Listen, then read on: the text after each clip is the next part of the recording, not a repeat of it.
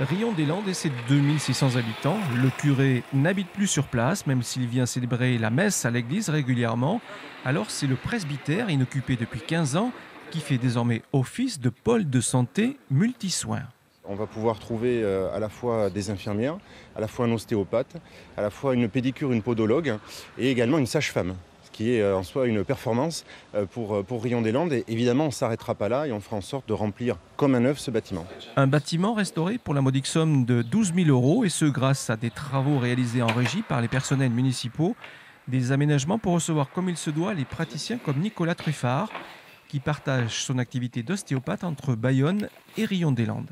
Ça me permet d'avoir un local aux normes aussi, puisque avant nous n'étions pas dans un local aux normes, et c'est dans lequel je ne peux exercer.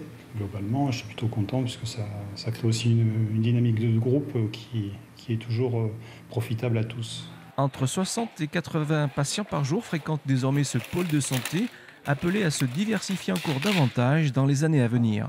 Les hôpitaux sont loin, on est à 30-40 km des premiers hôpitaux. Les patients restent de moins en moins longtemps à l'hôpital. Voilà, il y a des retours à domicile précoces, donc il y a une grosse prise en charge post-hospitalière à domicile. À Rion-des-Landes, un des deux médecins généralistes partira à la retraite d'ici 10 ans, l'autre dans 20 ans. C'est pour convaincre et séduire les futurs remplaçants de ceux-ci que les 200 mètres carrés du deuxième étage seront prochainement aménagés.